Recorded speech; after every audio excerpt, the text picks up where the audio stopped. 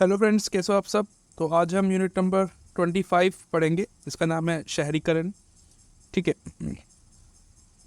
उसके अलावा रीड तो हम करेंगे, समझेंगे, अंडरस्टैंड करेंगे चैप्टर को कि है क्या। साथ साथ में मैं आपको आंसर राइटिंग के टिप्स भी बताता रहूँगा, जिससे कि एग्ज़ाम में आपको दिक्कतें ना आए। ठीक है। क्योंकि मैंने ये नोट्स जो बना रखे हैं ये उसी के आधार पर बनाए हुए हैं कि आंसर राइटिंग आप कैसे कर सकते हो। ठीक है। स्टेप बाय स्टेप हर एक चीज़ जो मैंने लिखी हुई है आप सेम एज इट इज़ ऐसे भी लिख के आ सकते हैं।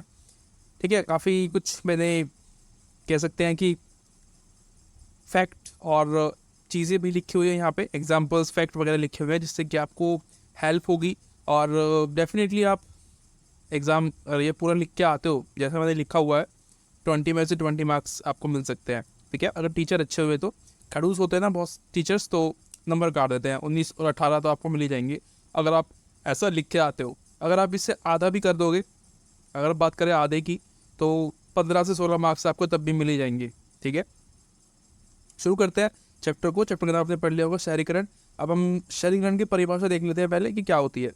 शहरीकरण कहता है कि ग्रामीण क्षेत्रों से शहरी क्षेत्रों में जनसंख्या की आवाजाही से, बेसिकली इसका मतलब होता है आवाजाही, यानी कि लोग, देखो ये है शहर, ये है गांव। ठीक है। यहाँ पे गांव मान लो आप, इतने गांव हैं, ये है गांव, एक ये है, एक ये है, एक ये है, ये सारे गांव हैं। ठीक है। ये शहर है अकेला, इसको मैं ऐसे कर देता हूँ, ये शहर है। ठीक है। तो लोग जो है क्या करते हैं, यहाँ से आ गए, इसमें यहाँ से आ गए, यहाँ से आ गए, यहाँ से आ गए, तो ये क्या हो गया, शहरीकरण हो गया। मैंने आपको बताया कि शहरीकरण यहाँ पे एक प्रक्रिया के रूप में देखा गया है। ठीक है। क्या है, एक प्रोसेस। शहरीकरण मतलब एक प्रोसेस होता है जो कि कंटिन्यूसली चलता रहता है। जैसे कि दिल्ली है, दिल्ली में लोग आते हैं बाहर से, यूपी से आ रहे हैं, बिहार से आ रहे हैं, पंजाब से आ रहे हैं, अलग अलग क्षेत्रों से लोग यहाँ पे जो है आते हैं। अब पर्पस कुछ भी हो वो हमें अभी नहीं देखना, बस लोग यहाँ पे आते हैं, इसका मतलब होता है शहरीकरण। यानी कि लोग जब किसी और स्थान पे जाते हैं कहीं से, तो उसको शहरीकरण बोलते हैं। ठीक है। किसी अन्य स्थान से जब कोई कुछ लोग, कुछ समूह किसी अन्य स्थान पर जाते हैं, ठीक है, तो उसको शहरीकरण कहते हैं। राइट। जैसे कि दिल्ली है, तो यहाँ पे एक तरीके से हॉट स्पॉट है।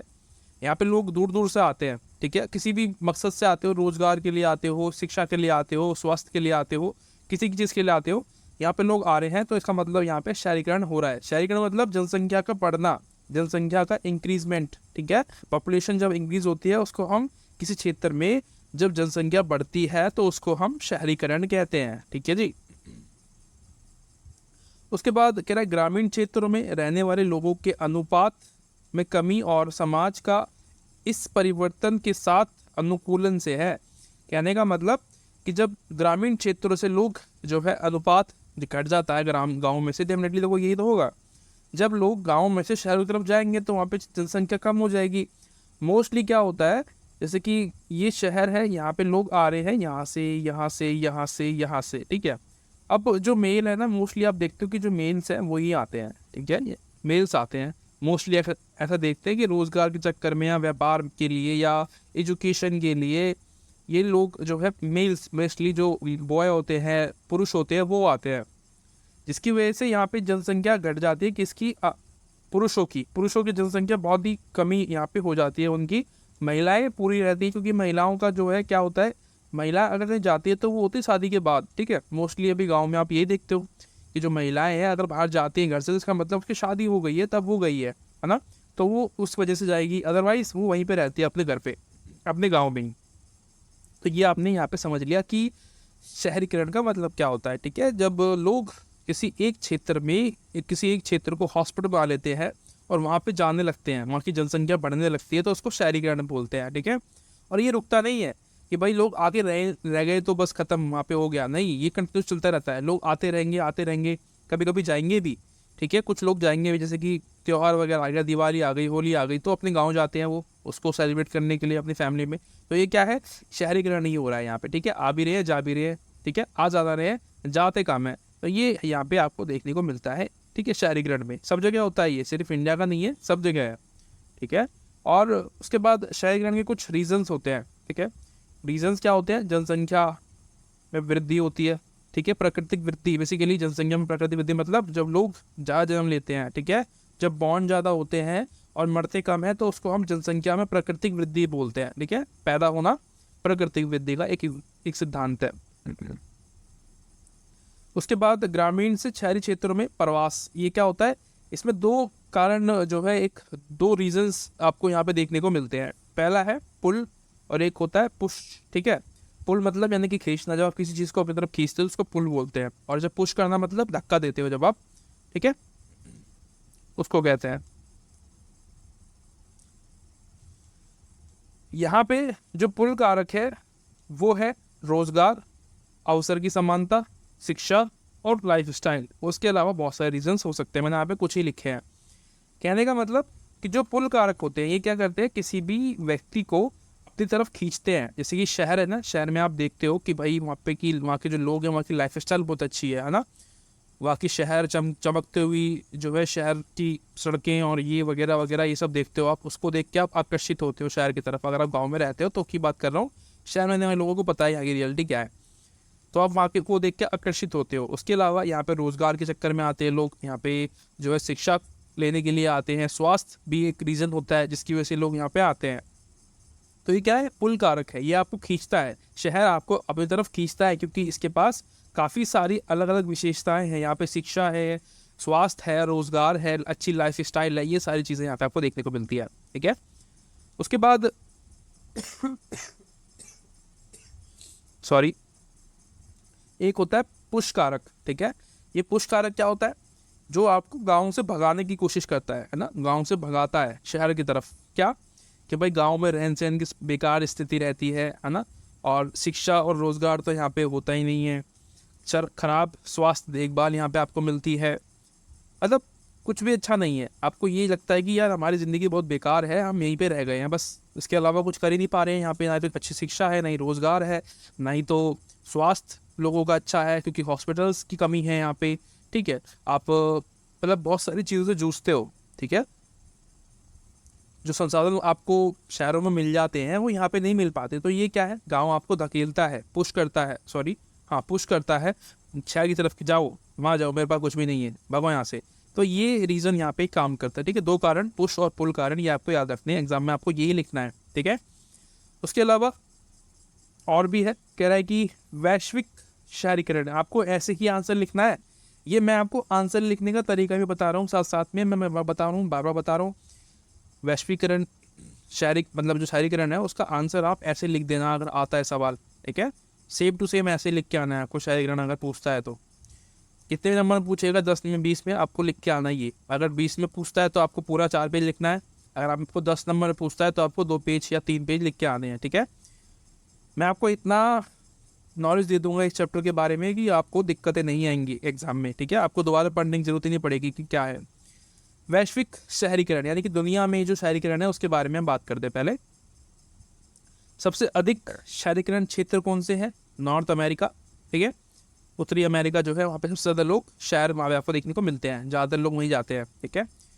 उसके बाद ये वैश्विक स्तर पे है, इंडिया की बात नहीं कर रहे अभी हम बात कर रहे हैं वैश्विक स्तर पे। ये शहरीकरण सिर्फ इंडिया के अंदर नहीं है भाई बहन, सभी जगह पे है, ठीक है, सभी स्थानों पे आपको देखने को मिलेगा। एक होता है लैटिन अमेरिका, ठीक है, ये भी एक देश है अमेरिका का, यहाँ पे 81% लोग आपको देखने को मिलते हैं शहरीकरण में, ये सेकंड नंबर पे आता है विश्व में। फिर उसके बाद यूरोप है 74% के साथ तीसरे नंबर पे आता है, और एशिया में शहरीकरण का स्तर लगभग 50% है। यहाँ पे लगभग 50% लोग शहरीकरण के अंदर आते हैं, ठीक है, शहरीकरण में रहते हैं 50% लोग, 50% लोग। एशिया जो महाद्वीप है जिसमें हमारा भी देश आता है, एशिया भी जितने भी देश है हमारे एशिया के अंदर वो सभी आते हैं, भारत भी है, पाकिस्तान भी है, चाइना भी है, और भी कंट्रीज इसके अंदर आती है, आपको पता है इसके बारे में, हमें इसमें डिस्कस नहीं करना है, ज्योग्राफी नहीं पढ़नी है अभी हमें। अफ्रीका में 43% आबादी शहरों में रहती है, ठीक है, यानी कि अफ्रीका आपको पता है अफ्रीका में एक महाद्वीप है, तो वहाँ पे हम महाद्वीपों की ही बात कर रहे हैं अभी, ठीक है। एक नॉर्थ अमेरिका एक अलग महाद्वीप है, लैटिन अमेरिका एक अलग महाद्वीप है, यूरोप एक अलग महाद्वीप है, एशिया एक अलग महाद्वीप है, अफ्रीका एक अलग महाद्वीप है, ठीक है। तो अफ्रीका में भी 43% आबादी रहती है, ठीक है, शहरों में, शहरों की बात कर रहे हैं, आबादी पॉपुलेशन कितनी लोग वहाँ पे रहते हैं, ठीक है, 43% अफ्रीका में रहते हैं। उसके बाद आपको फोर्थ पॉइंट जो आना है वो आना है भारत में शहरीकरण के बारे में, ठीक है। फिर आप इंडिया पे आओगे, विश्व की बात कर ली हमने, बहुत अच्छी नॉलेज दे दी हमने जो है अपना ज्ञान जो था वहाँ पे रच दिया, जो हमने ग्रैब किया था सब कुछ। अब हम बात करते हैं सिर्फ इंडिया की, ठीक है, भारत की। कह रहा है कि भारत, इंडिया जो है, शहरीकरण की संभावनाएं यहाँ पे कितनी है इंडिया के अंदर, तो देख लेते हैं। कह रहा है कि भारत की जनसंख्या 2011 के अनुसार वर्तमान में भारत की जनसंख्या 31% 31.1% के शहरीकरण स्तर के साथ वर्ष 2011 में 1210 मिलियन थी, ठीक है। 2011 की जनगणना की गई थी, तो शहरों में 31% जितनी भी हमारी जनसंख्या थी ना इंडिया की, उसका 31% जो है शहरों में रहता था 2011 की जनगणना के अनुसार। और जो पॉपुलेशन थी वो थी 1210 मिलियन, ठीक है, मिलियन। उसके बाद यूएनओ जो है, यूनाइटेड नेशन, उसने अपनी एक रिपोर्ट भविष्य में दी है कि भाई जो है भविष्य में क्या हो सकता है उसके बारे में। कह रहा है कि आकार बढ़ेगा शहरों में, कि भाई जितने लोग, जितने क्षेत्र अभी आप देखने को मिलते हैं, जितने भी दुनिया में जितने भी देश हैं जहाँ पे शहरीकरण ज़्यादा है, तो वो कुछ ही क्षेत्रों में रह जाएगा शहरीकरण वहाँ पे, ठीक है। कुछ ही जगहों पे वहाँ पे शहरीकरण आपको देखने को मिलेगा। ये लगभग 2018 की रिपोर्ट इन्होंने जो है अपनी दी थी, ठीक है। 2018 में अपनी रिपोर्ट दी थी कि ये ऐसा होने वाला है, एक तरीके से संभावनाएं बताई है, प्रिडिक्शन इन्होंने की थी। ये आपको याद रखना है, ये थोड़ा ज़्यादा इन्फॉर्मेशन हो गया, ठीक है। ओवरलोड नहीं करना, जिससे आपको दिक्कतें होती हैं उसको आप लीव कर सकते हो, कोई दिक्कत नहीं है। मेरा मतलब है आपको पूरा बताना, ठीक है, मेरा कर्तव्य है, ताकि आपको दिक्कतें ना आए। वर्ष 2018 से 2050 के मध्य दुनिया की शहरी आबादी की वृद्धि में भारत, चीन, नाइजीरिया 35% रहने की अनुमान है। यानी कि दुनिया की 35%, यानी कि बहुत ज़्यादा लोग आप मान के चलिए, जो आबादी है वो सिर्फ भारत में, चाइना में और नाइजीरिया, इन क्षेत्रों में रहेगी, शहर में, ठीक है। 2018 से 2050 का आंकड़ा निकाल के दिया गया है कि इतने समय तक जो है, जो 35% आबादी है ना दुनिया की, वो इन देशों में रहेगी जाके, ठीक है। शहरीकरण ऐसे होगा। शहरीकरण सिर्फ शहर के अंदर जाना नहीं है, किसी देश के अंदर जाना भी शहरीकरण होता है, ठीक है। ये आपको यहाँ पे पता चला है। उसके बाद वर्ष 2050 तक भारत के शहरी निवासियों की संख्या में 416 मिलियन की बढ़ोतरी होने का अनुमान है।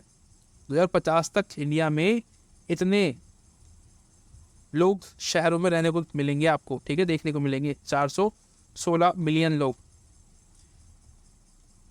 उसके बाद राज्यों की जो स्थिति है वो बताता है ये कि भाई शहरी क्षेत्रों में रहने वाले व्यक्तियों की संख्या क्या है, कि देश की 75% आबादी महाराष्ट्र, यूपी, तमिलनाडु, वेस्ट बंगाल, आंध्र प्रदेश, गुजरात, कर्नाटक, मध्य प्रदेश, राजस्थान, केरल में रहती है। यानी कि 75% आबादी, 75% लोग भारत में इन क्षेत्रों में रहते हैं, इन राज्यों में रहते हैं। शहरीकरण जो है इन राज्यों में ज़्यादा देखने को मिलता है आपको, बार बार आते हैं काम की तलाश में, यहाँ पे जो है रहने लगते हैं। महाराष्ट्र में आते हैं, यूपी में जाते हैं, तमिलनाडु, ये 3 क्षेत्र सबसे ज़्यादा देखने को मिलेंगे आपको, ठीक है। ये 3 क्षेत्र सबसे ज़्यादा हॉट स्पॉट है शहरीकरण के लिए, ठीक है जी। अभी बार बार सुन लो, एक बार बता रहा हूँ मैं आपको, शहरीकरण का मतलब सिर्फ दिल्ली में आना नहीं है। शहरीकरण का मतलब होता है जाना, ठीक है, किसी और क्षेत्र में जाके रहना, वहाँ पे काम करना, एजुकेशन, स्वास्थ्य की वजह से, किसी भी कारण से वहाँ पे आप जाके जब जाते हो किसी अन्य क्षेत्र में, तो उसको शहरीकरण कहते हैं, ठीक है। आप वहाँ से जाके कुछ सुविधा लेके आते हो या कुछ दे के आते हो, जो भी रीज़न होता है वो शहरीकरण के अंदर ही आता है। कह रहे हैं कि महाराष्ट्र सबसे पहले आता है, सबसे पहले नंबर पे महाराष्ट्र आता है हमारे इंडिया में शहरीकरण के मामले में। यहाँ पे 50.8 मिलियन, यानी कि देश के लगभग 13% लोग, 13.5% मान के चलिए, यहाँ पे रहते हैं, ठीक है। बहुत बड़ी जनसंख्या होती है ये, आपको सुनने में बड़ा इजी लग रहा होगा कि यार इतना ही है, बस बहुत ज़्यादा जनसंख्या होती है ये, एक साथ खड़ी हो जाए तो जगह नहीं बचेगी। उसके बाद दूसरे स्थान पर आता है आपका यूपी, ठीक है। 44.4 मिलियन लोग यहाँ पे इंडिया में, ठीक है, इस राज्य में रहते हैं, यूपी में, शहरीकरण की वजह से।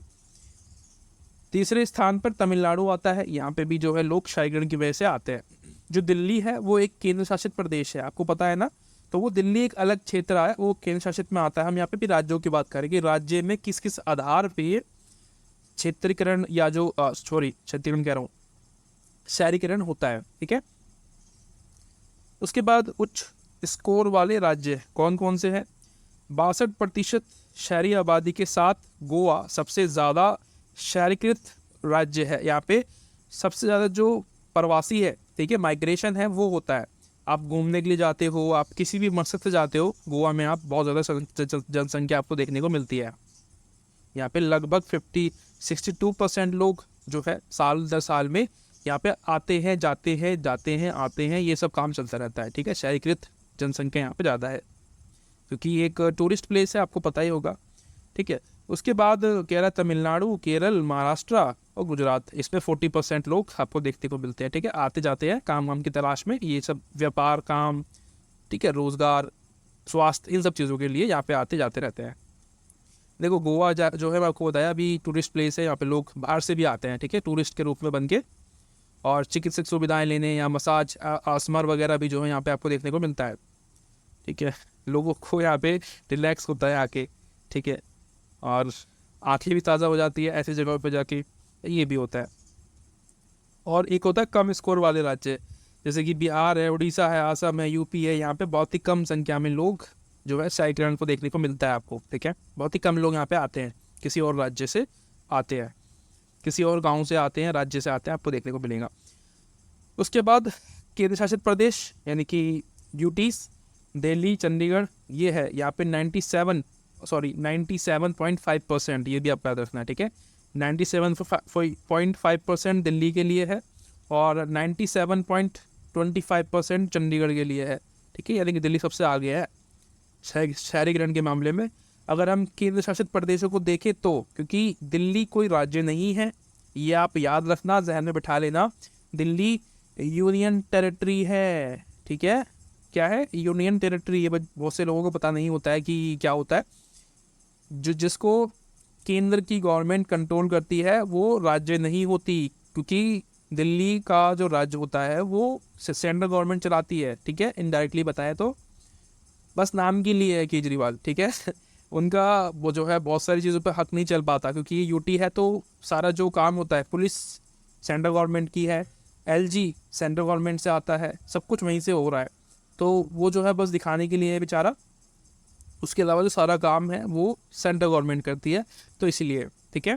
तो ये यूटी जो है इसका यही होता है कि भाई दिल्ली जो है ये राज्य नहीं है, ये एक यूनियन टेरिटरी है, और यहाँ पे 97% लोग, सबसे ज़्यादा संख्या यहीं पे मिलेगी आपको। राज्य में पूछे तो गोवा है, ठीक है। राज्य में पूछे तो गोवा में सबसे ज़्यादा शहरीकृत जो है चीज़ों को देखने को मिलता है आपको, ठीक है। और उसके अलावा राज्य अगर बात करें, राज्य की बात करें तो मैंने आपको बताया था महाराष्ट्र सबसे पहला नंबर पे आता है। सबसे ज़्यादा जो टूरिस्ट आते हैं, जो शहरीकरण होता है यहाँ पे, जो लोग आते हैं बाहर से, वो महाराष्ट्र में आते हैं, ठीक है। कितने आते हैं?